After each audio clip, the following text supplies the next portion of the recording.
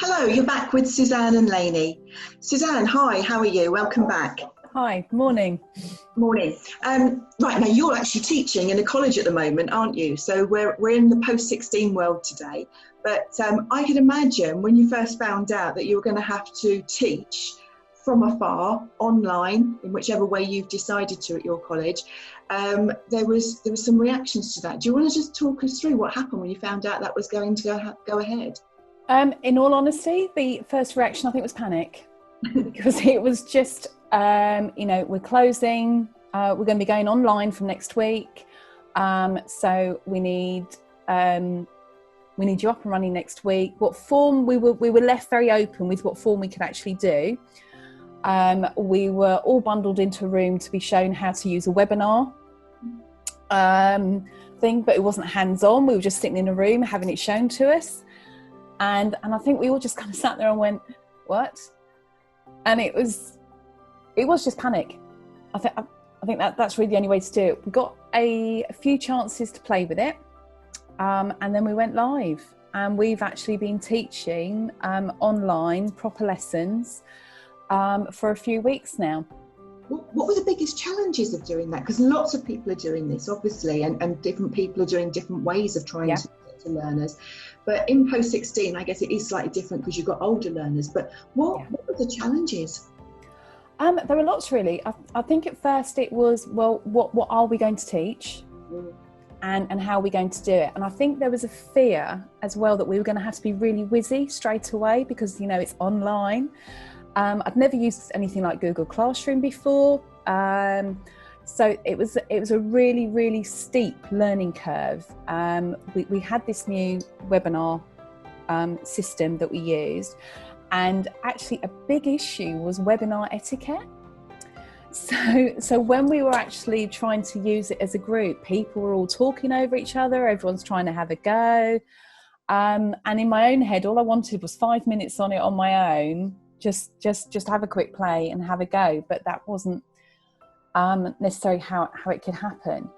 The next big thing was what were we going to teach? And I teach GCSE maths, so I'm in the maths and English department in post-16, and of course we've had other issues since then, but we literally just went with what's a topic we can do in 45 minutes because that's how long we've got. And is that because you reduced the session times? Because obviously being on face to face on a laptop or computer is quite onerous, isn't it? It can be quite tiring. Well, in a way, the system we're using has forced us to do that because we only have an hour and a half session as a department in certain blocks. And we would normally teach an hour and a half of English or an hour and a half of maths. So we had to split that between the two of us. So that kind of forced us to 45 minutes.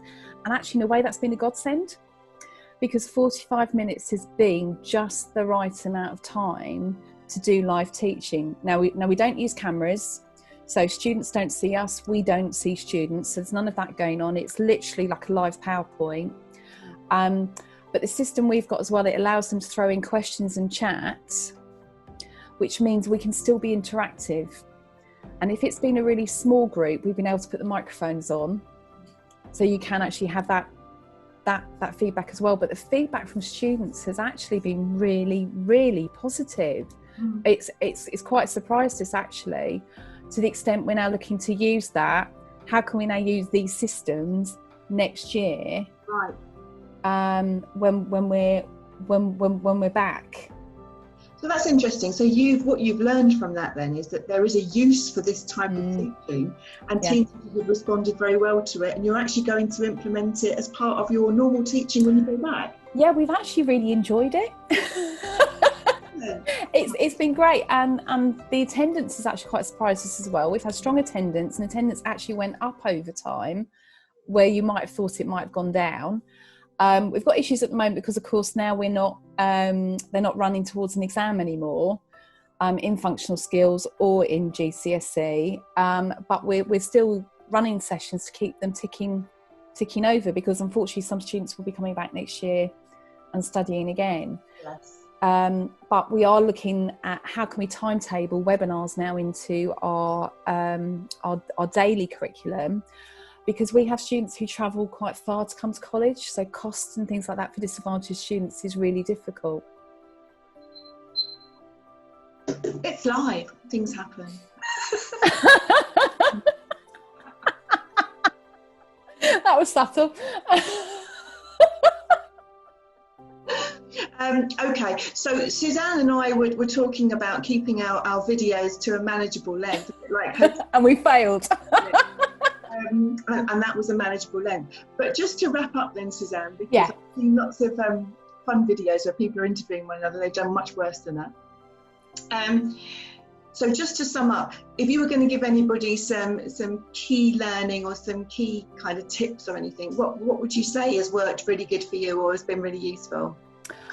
Really think about the topics that you can actually deliver online. Keep it short. 45 minutes is absolute maximum to keep a student in front of a laptop, especially if they've been in a previous session as well that day. And just go with it. It can be interactive. It doesn't have to involve a video to be interactive. So think of what other ways you can make it interactive. But we've really, really enjoyed it. And I've heard a lot, I'm just going to go a little bit further because I've heard a lot about back channels, and you were saying they can ask questions. So I'm guessing you're using some back channels in terms of they can ask questions, text you while it's going on, and you can... It's actually on the system. So what I didn't say was we actually have two lecturers per session. So one lecturer is actually delivering and the other one is actually responding to any questions that come up. Although the lecturer who's teaching can see the questions coming up and can pick on them as well, which has proved really useful too. But having two of us works incredibly well. Yeah, I've heard that before. Okay, thank you very much.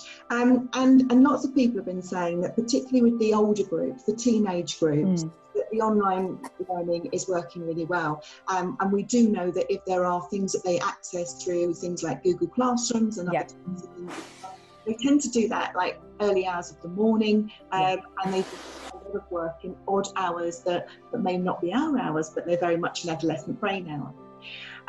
We're going to come back with some more videos soon. If you've had value from this video and it's interested you in any way, please click on the link that's about to pop up on the screen and pop £1 in the pot towards the charity.